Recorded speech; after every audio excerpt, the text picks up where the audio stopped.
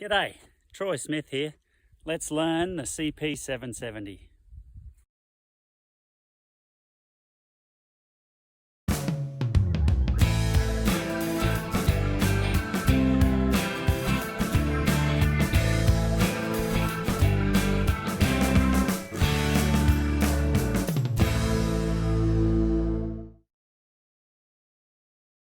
(2022) in southern Queensland and New South Wales was the wettest cotton harvest I've ever seen. And while I just love the idea of waiting for the fields to dry out properly before we enter them, I just know that it's probably again not going to happen next time. Next time it's this wet, there's so much pressure to get the crop off and move on, that I'm sure we'll continue to push the limits. So I'm hoping that this module will help reduce the trauma of pushing the limits, and particularly bring to light the safety concerns of recovering bogged equipment. My good friend Craig talks about getting bogged as not a disaster yet. It's about what happens next that decides how bad your day really is.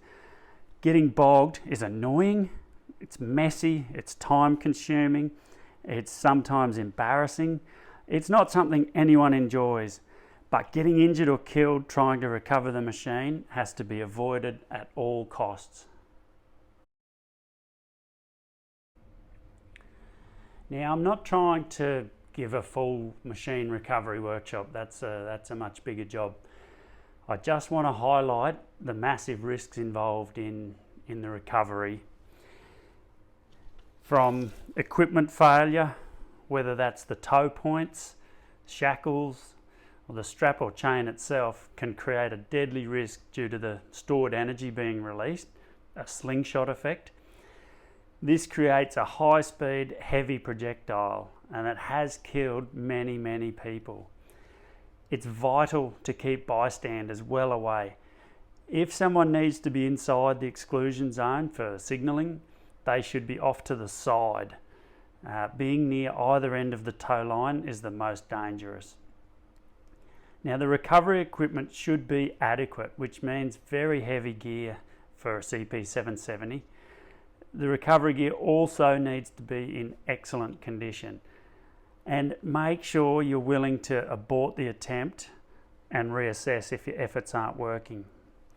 One of the other really simple mistakes to make is mixing straps and chains. You might want to just add that little bit extra distance, but it's such a huge risk because they have different stretch. A failure in the chain can sling the rest of that chain back at the tow vehicle and create an enormous danger.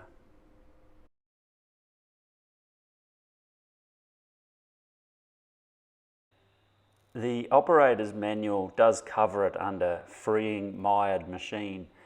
It shows the safety concerns, recommends pulling from the rear if possible, and then goes on to highlight the attachment points and basics of what to do in either situation.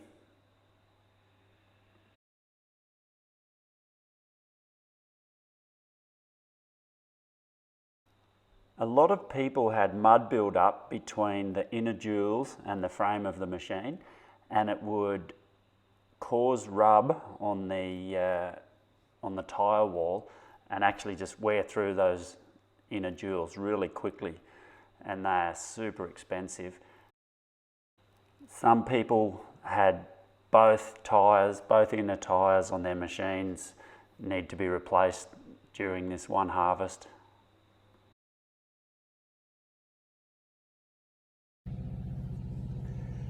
The other thing with the wet harvest, we set the mud scrapers really hard in on the inner wall of the tyres so that it didn't let big amounts come around and get stuck on the unit lift block. and that's what did the big that big arch full of mud. So I'll show you ours. So mud scraper settings, we've got it quite wide here on the outside, quite tight on the treads. I can just get my fingers through. Can barely get a finger in there. And then really tight. Yeah, I can't quite get my fingers through there. Really tight on that inner wall.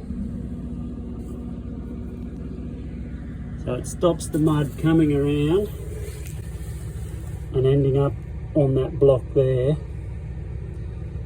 which holds the unit lift ram. That's what was building up this big arch of mud.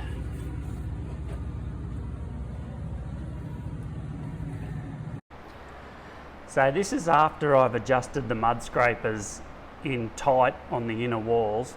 You can see that we're in horrifying conditions. The mud's chock full between the jewels, but there's no build up in between the inner wall and the frame of the machine, and both sides.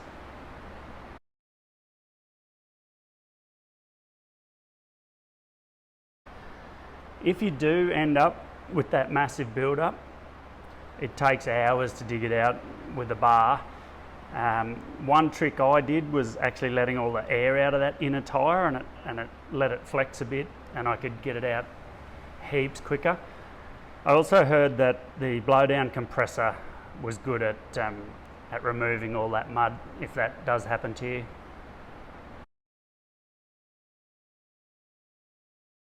The other thing I'll do in sketchy wet conditions is keep an eye on this module size. I'll wrap them if I'm coming up to a bad looking bit. I'll wrap a 200 centimetre module just to go through it lighter. This one I just went through that bit. I wasn't concentrating on the module and it got full. It's just started to wrap it. But I'm still in a bit of a sketchy spot, so I'm going to stop while that's all happening and drop in before I make any more moves. I'll get that weight off the back axle, which might be the difference between getting bogged and not.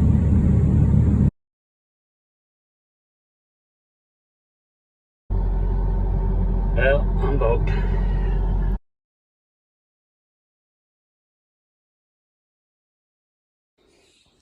A couple of things have happened here. This machine had this head damaged towing it out of a bog. It connected onto the attachment point, and the strap had gotten down, or the chain had a bow in it, and as they pulled up the slack it hooked in under here and it bent this all up. They've had to remachine this. It made such a mess. So if you're going to pull a machine out forwards, you stack these three heads as far over as they can go and strap them with a truck strap to the side. Same with these. Just widen this gap to its maximum possible. Strap them both sides, and there's going to be less risk of this costing at least half a day of production and a pain in the neck that you don't need.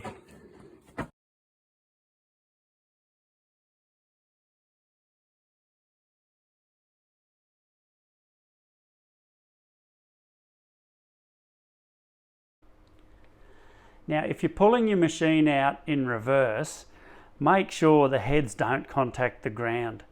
If they do, they can come off. It may be necessary to completely remove the heads, recover the machine, and then reattach them later.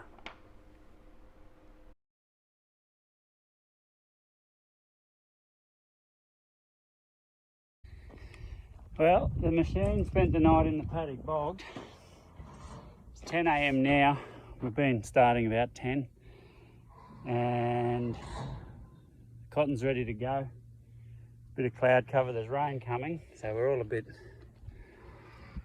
keen to get to work. But what I'm going to do now, I'm not talking about taking all day to do this either, but because it's been bogged and it was a deep hole, I'm going to look in the back of all these heads. I already know this one's blocked.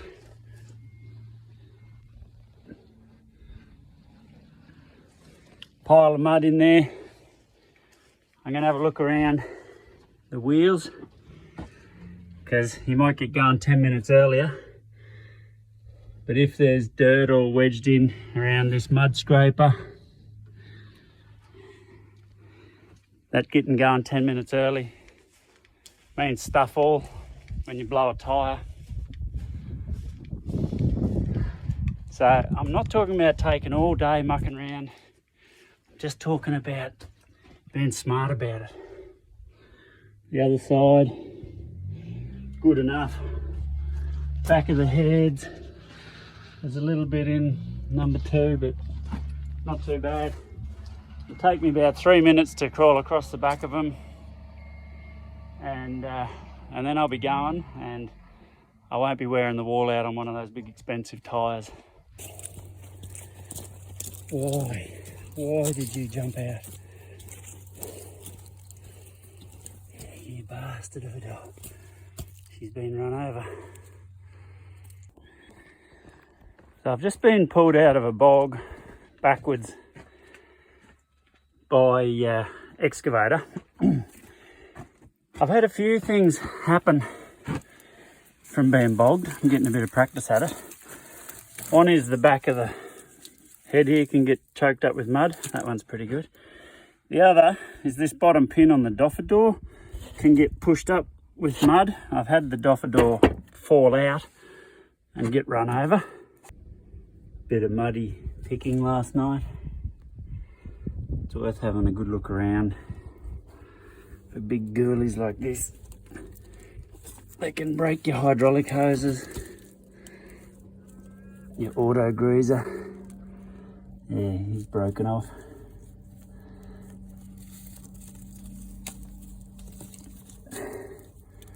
That's the little tube.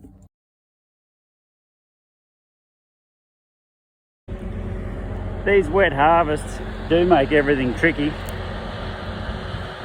You can see some massive mud clods up in the row there. It's going to be a pain for the mulcher. Everything's more difficult, but we don't have to make it worse. So the picker driver here has started his turn and his back wheels have gone up on the hill, made a mess. This is exiting the paddock. We've got a really wide tail drain here, heaps of room. Unless there's a truck or something sitting in front of you, that means you've got to drive up on those rows. Just check that you're not starting your turn too early. It should look like this. This is going in, and exiting should look the same. Your wheels should be pretty much in the middle. So on the topic of wet harvests, I reckon you make a few concessions. One of them is maybe wrapping a few slightly smaller modules at night. So I'm back in this field kind of a week later than we left it, and what am I, 150 metres from the tail drain. So the driver the other night probably had a 215 centimetre module at the tail drain down there, and he's picked up to where I am now and then backed out. But we've made these horrifying tracks. They're a foot deep from backing out heavy, can't eject it. So you've tracked it and backed out with a full module on board. So picking this and making foot deep tracks and then backing out heavy just for the difference between a 215 centimetre module and a 240. I don't think adds up. Here's our mate backing out the other night too, loaded in the mud, in the dark.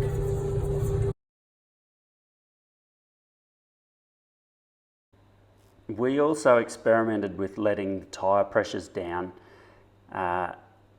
We did not carry modules in the wet. So as soon as we started letting the tyres down from recommended, we made sure that we were never carrying a module, which we kind of couldn't anyway. It was too wet. Letting the tyres down saved us a lot of power. The machine floated better, so we were able to pick faster and use less fuel. We got as low as 20 across the front and 25 in the rear in the very worst of it. But just make sure you're not carrying a full module and stressing those back tyres. Fingers crossed we don't see it like this for a very long time, but if we do, these tips should help make it a much smoother harvest.